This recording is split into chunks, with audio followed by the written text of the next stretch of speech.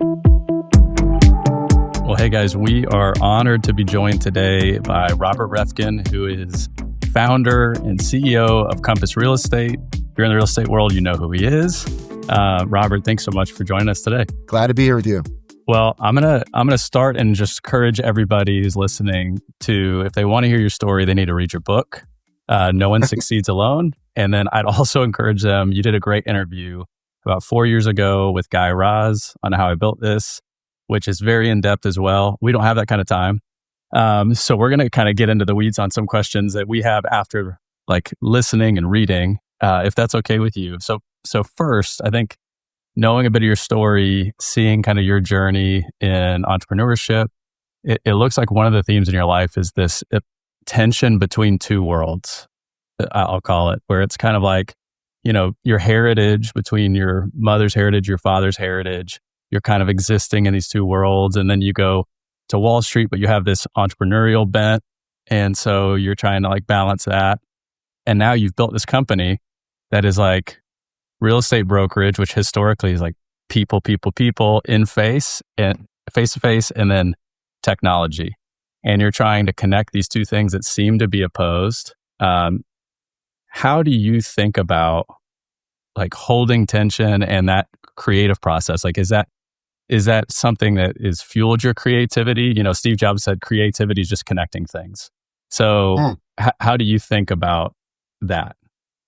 Well, I think it's interesting. Yeah, I think I've always been inspired by bringing people together. I've always been inspired by people that see things differently. I've been inspired by collaborating. And so I started a nonprofit in New York where the whole idea was, how do we get these people from business and Wall Street to give back to students who are first in their family to go to college below the poverty line, giving them career development, college support, and 2 summer internships, bring these two the most inspirational people in the world. If you're first in your family, go to college. I mean, that's pretty inspirational, right? Connect them with people that can help them and have so many resources and ideas to share with them on how they can grow. Or whether it was a charter school I founded, or being in New York, the most diverse city in the world. But it's interesting, New York is also the most segregated. And so Queens, for example, is the most diverse borough and the most diverse city in the world. But there are parts of Queens where it's like, this is the Colombian block and this is the Ecuadorian block. And it's like, it's just very, very segregated in different ways. And so, I don't know, I think that the tension of different opinions and perspectives and the opportunity of bringing people together is always really exciting me. So as it comes to real estate, a lot of companies over the last 20 years have said real estate is kind of really is all people relationship. My mom is a real estate agent, has been nearly my entire life. She's an agent today at 79 years old. Just had dinner with her yesterday and she's having the best year of her career. Shout out. And she's launching Compass Plus, which helps seniors move into their last home and sell their last home, and just nationally with all these agents. But I think that there are also companies that just want to replace all the agents in the human experience. And so I've always felt if we can get the best technology people with the best agents together, that's where the magic can happen. I'd love to talk a little bit more about that. I just have an appreciation for you as a CEO, but also just as a person, as I hear stories about you, but also follow your social media. You're heavily involved in day-to-day life of agents. Like, you're available, approachable, but you're also making incredible waves in the real estate industry as a CEO and leader. And so how are you balancing those two worlds, staying involved day to day, but also casting vision for the future of real estate? Yeah, it's hard, but fun. Day to day, look, agents are my clients. I work for them, not the other way around. And I need to work as hard for our agents as they work for their clients. And so I know how hard our agents work. My mom's the agent, right? I grew up with the whole thing, and you're all in. Yeah. And you're always thinking, your mind doesn't stop in our business. And so I have to do the same for our agents. And that's why I go to our open houses on Sundays, and I try to be my family. It's getting really hard to be my family. It worked for like about a year, but they're not doing it anymore. Every spring break and during the holidays, I go to visit agents in their offices and I bring my family. I think that's very important. This year I'll be going to the Florida offices. Last year it was like 40 offices in California.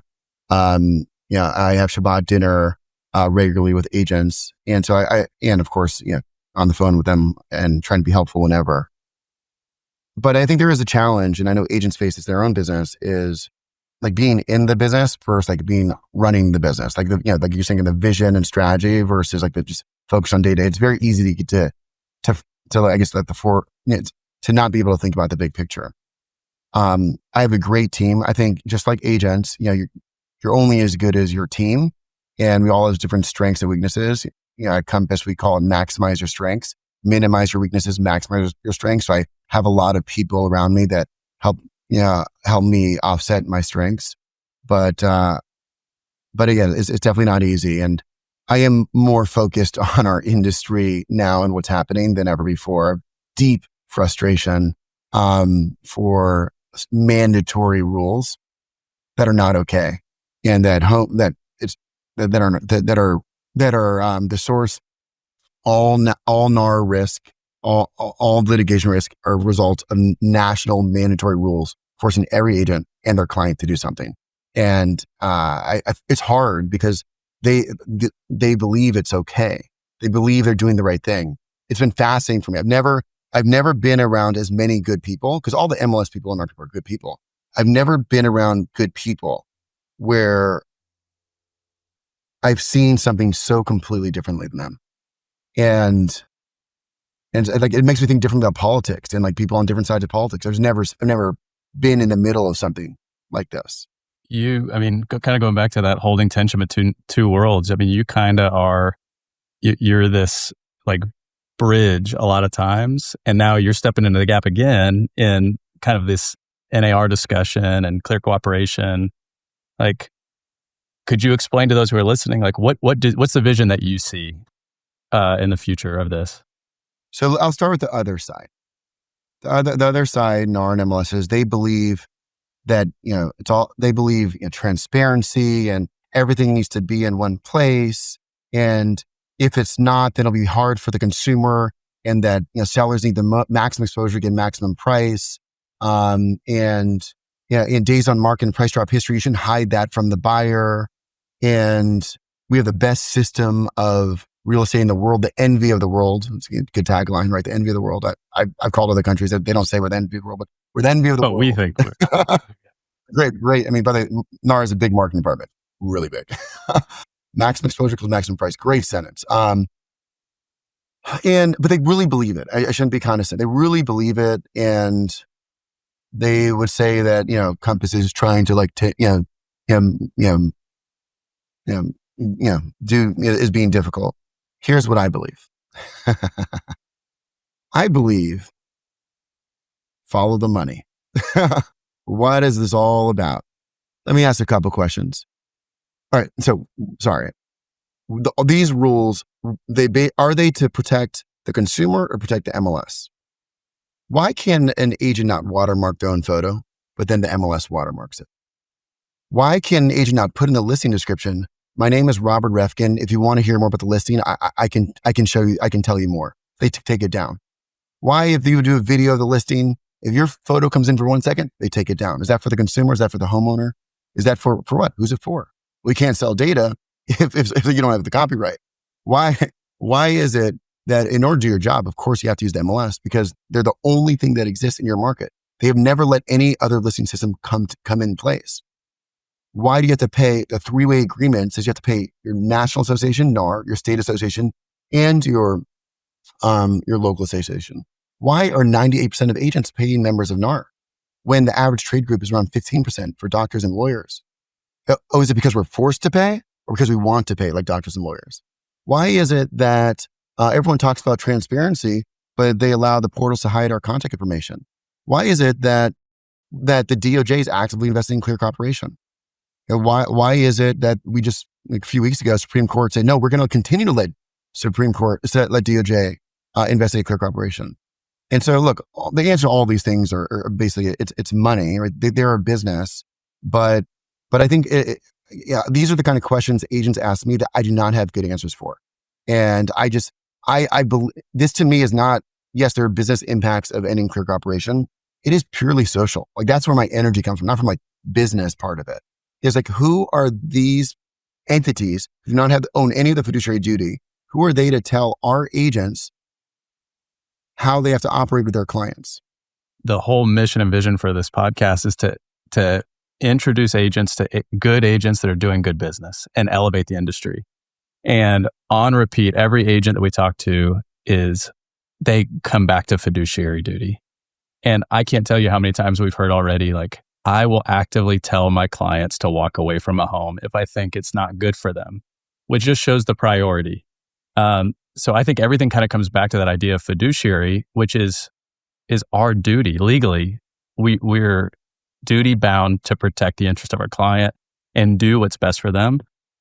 What do you see as your responsibility in kind of bringing that to bear here? Like, what's the path forward? Yeah, no, there's a guy, I think he's head of like luxury presence. He said, clear cooperation, which again forces you to cooperate, put all your listings into MLS after one day of public marketing. Clear cooperation and cooperation in general. He said, your fiduciary duty is to your client, your seller, before someone else's client. If you are doing something not because you're a seller, but because an MLS rule says you must cooperate, that by definition means that you are doing something for someone else's client, not your client. And cooperation is a beautiful thing. But when it was founded decades ago, it was designed to cooperate with agents at other brokerages, not forcing you to cooperate with portals, companies that do not have agents, do not have clients, that do not have listings. And then to sell your listing, buyer inquiry, sell it as a lead, and to a third, to the highest bidder, whoever's going to pay the most. Remember, these portals sell leads, we sell homes. It's a different business model. They don't have the fiduciary duty. And so again, cooperation is beautiful, but I really believe that the stakeholders that are creating these mandatory rules, they need to earn our trust back. They have no idea. They have no idea at all how frustrated agents are at them. They have no idea. The unintended consequence of clear cooperation is they find tens of thousands of agents, up to $5,000 for doing what their seller asked them to, doing their fiduciary duty. Their seller said, I don't want to be in the MLS. By the way, we have in San Diego, as an example, we had a billionaire client who didn't want to be in the MLS. The agent got the $5,000 letter and said, if you don't put in the MLS in 24 hours, we're going to charge you $5,000. What did the billionaire do? He sued NAR and all the board members of NAR. What did NAR do? Hey, it's totally fine. Do whatever you want. But should you have to be a billionaire to market your home? And by the way, a different question. Why is it that home builders and real estate developers, the most sophisticated and profit-driven people in real estate, why are they carved out of clear cooperation and the individuals aren't? And if maximum exposure equal maximum price, and if the MLS study that says that homes sell for 17% more on the MLS, which is laughable, if that was true, why would the home builders and real estate developers have sold over 300,000 homes off the MLS last year? Enough's enough. Enough's enough. It is so clear that you're a man on a mission.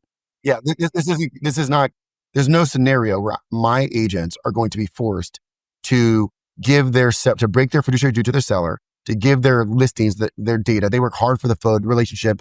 They get the listing, they take the photos, they pay for the photos. Then the MLS forces them to give them the photos. And then, no agent in the country owns their photos. The MLS owns it. That's the requirement when you sign up with MLS. And you have to sign up with MLS because they're a monopoly. And so this is going to end this year. I love it. You're pushing on the rules, but in the current climate, we're trying to combat that as best we can. So I want to give a moment for you to highlight Compass One, the 3-phase marketing approach, because I'm really proud of this. In fact, I have clients currently who are doing this with their listings, and it's exciting. So share more about that as well. Yeah, so Compass One and 3-phase marketing are different. Compass One is the industry's first all-in-one client portal. It gives 24/7 transparency to every step of the process before, during, and after the transaction for buyers and for sellers. It moves the perception of the agent from being focused on the transaction as an agent to being a full-service advisor, concierge.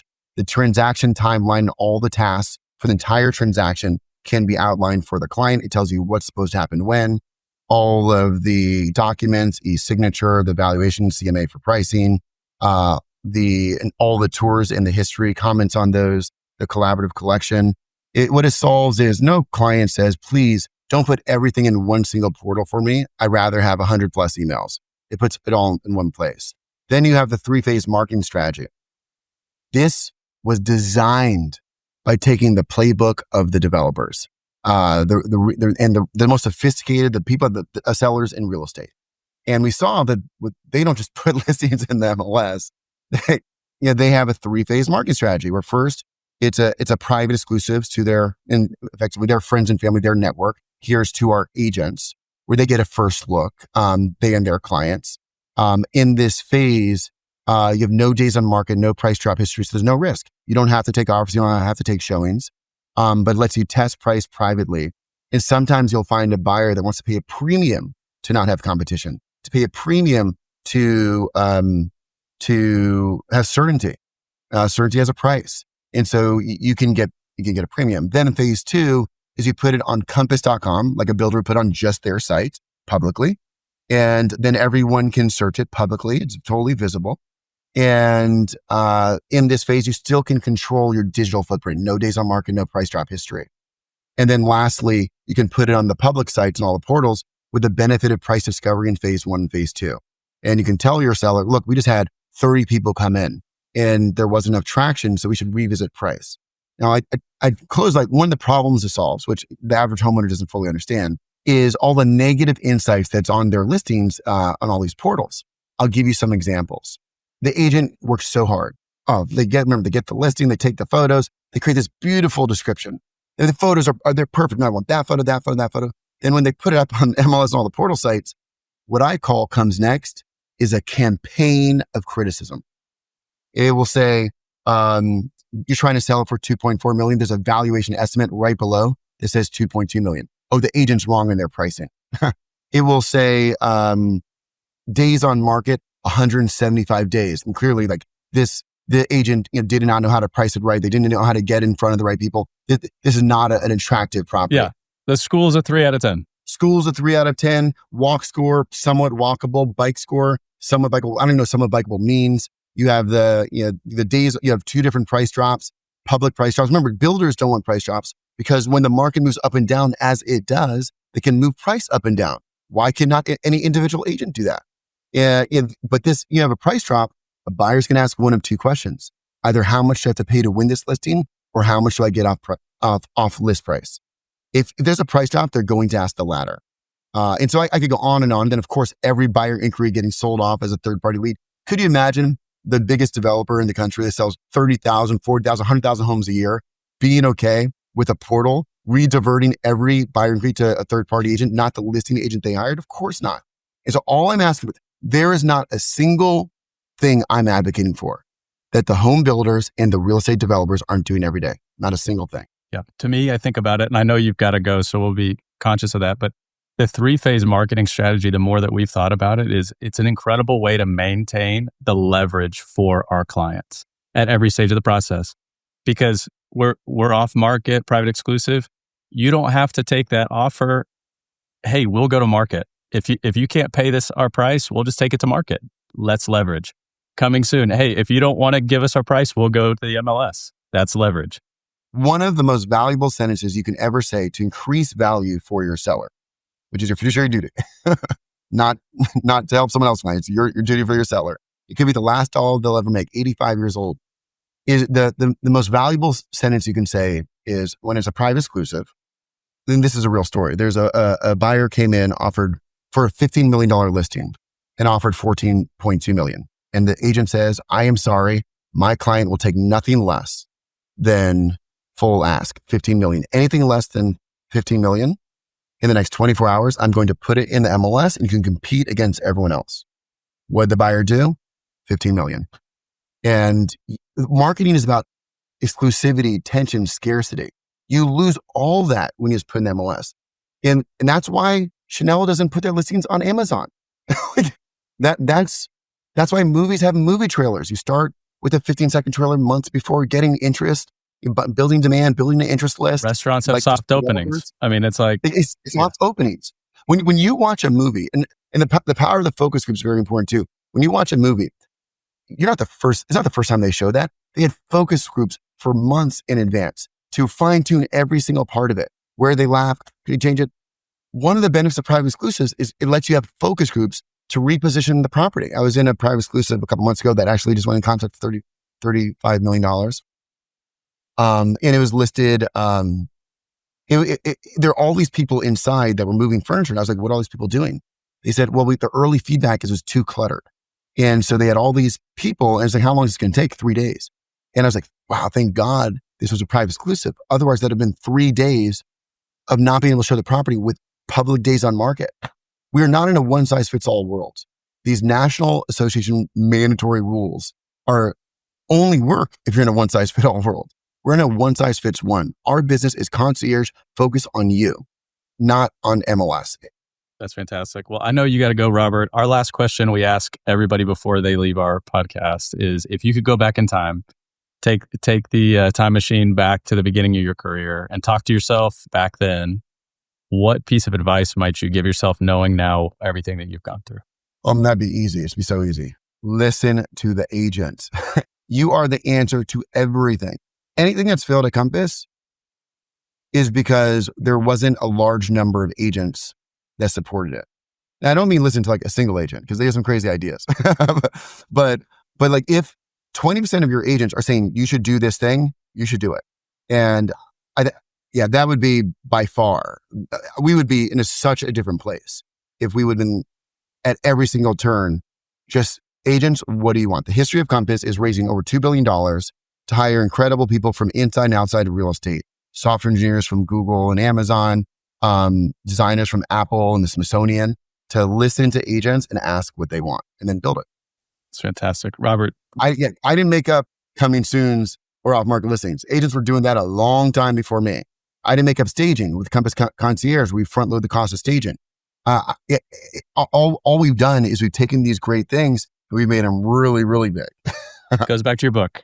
Learn from everyone. Yeah. You're doing that. Exactly. We appreciate learn from reality. And look, I really appreciate both of you for being leaders and positive people in our industry. And it's a great podcast. I'm glad to support. And let's thrive in 25. There you go. Grateful for you, Robert. Thank you. Thank you so much. Absolutely. Take care. Hey y'all, Ryan and Collin here. Thank you so much for listening to the show. If you have gotten any value from the show, and if you resonate with our thoughts on how we serve clients and happen to have a client moving to the Dallas-Fort Worth area, we would love to serve them. Our promise to you is that we will take exceptional care of every single person that you send our way, that we will collaborate with you every step of the process to make sure that it is a seamless experience for everybody involved. And we're going to offer you a generous referral fee as a thank you for trusting us with that relationship. Now, you can connect with us through our social channels, or you can go to our website, all of which are linked in the show notes. As always, we appreciate you a ton. Now back to the show. Okay, we just had Robert Reffkin on the show, CEO and founder of Compass. Ryan, we had 20 minutes with him. Give me your takeaways with Robert. Yeah, I mean, I think if no one's ever listened to Robert Reffkin before, you just got introduced to Robert Reffkin, a man on a mission. Like it is so clear that he's a man on a mission. He is motivated to make important changes. And I think it's just one thing that's obvious about him is that he knows who he's responsible to, and he can rightly order the priorities around who his primary responsibility is. And he sees his role as serving agents. He's the CEO of a real estate brokerage. He sees his role as serving agents, and he knows that in order to serve us, he needs to help us serve our clients first because we have a fiduciary duty. So, it's so clear that he's identified a disconnect in the industry right now, something that, has just kind of been accepted as making sense for a long time, and going like, wait a second, he's kind of questioning the norms around that. And he makes some really valid points. Especially as, two guys that sell homes. It's like, yeah, there is a downside sometimes to putting our home straight in the MLS. Like there are trade-offs with all the exposure on some of these platforms that are selling data or, representing our listings. And so I think that's good. I really am fascinated by his story and the way that he seems like, a lot of innovators they come from outside of an industry. And on the one hand, he has come from outside of an industry, but on the other hand, he knows it intimately because his mom was an agent growing up. And so he's kind of like connecting these dots in so many different ways. And the business that he's created is, kind of the synthesis of those things. Like, hey, I'm very like savvy, coming from a Wall Street background, and yet I'm serving agents who are the smallest micro unit of small business. And how can I take the best from one and the best from other, and how can I combine those to create something new? And then, technology and personal relationships. Like, how can I synthesize these two things to the benefit of both without taking away from both? And so I just think he's doing a unique thing. I really appreciate creativity in every form. And also, I kind of go back to that idea of missionary versus mercenary. A mercenary just wants a paycheck. A missionary is like, they do it for free because they just believe so deeply in what they're doing. And I think if there can be no questioning that he is a missionary, not a mercenary. Like, he believes deeply in what he's doing. He will not be deterred. And I just so appreciate that about him. I think he's a great advocate for our industry and for agents nationwide. And I'm just interested to see how kind of all this plays out. For sure. Yeah, you mentioned how he spent a majority of his life holding things in tension. And I value that. I see him as a CEO, but also just as a human. Like, he is known in our industry, known among Compass as being available, approachable, and he does it so well. I mean, personal phone calls, check-ins, just being available, willing to step in the day-to-day life of the agent, while also being a positive disruptor, visionary leader in a very difficult industry. And so it's just fascinating that he's holding both of those in tension. He talks about it getting harder, but he stays true to who he is, which is valuing the agent as his clients. And that's important. And then also the ability for Compass to respond. Like, there is a challenge today. There's NAR rules. And so they are innovating with technology to serve the agent today, while also pushing back and fighting for the future of the agent in the future real estate market. And so I love that, just his ability to respond, the people he's put around him, the team that he has. It's not just because I'm a Compass agent. I really love what we're doing, and it's important, it's valuable, and it makes our job so much easier, and our ability to serve our clients. So really grateful for all that he does. Thank you, Robert, for being on the show. Really grateful for you. Yeah, super grateful for you, Robert. One last thing I'll say before we wrap up is I didn't get to double click on this because we didn't have time, but he mentioned going to open houses for his agents, which Compass has 30,000 agents. Obviously, these are just agents in his city, but he's going to open houses, visiting them in person. But then the thing that I really wanted to ask for questions about, we didn't get a chance to, is he's inviting agents over for Shabbat dinner with his family. And, those who don't know about Shabbat, like, that is a very restful, relational, you put your phones down, you're not working, family time. And I just think that like, if I could just take our whole like interview with him and wrap it up in like one part, I would say the idea of him sitting down with an agent to Shabbat dinner just like is kind of, that's like the essence of who Robert Reffkin is, and the way that, we view him, at least within the company. So really cool. Robert, thank you. You're awesome.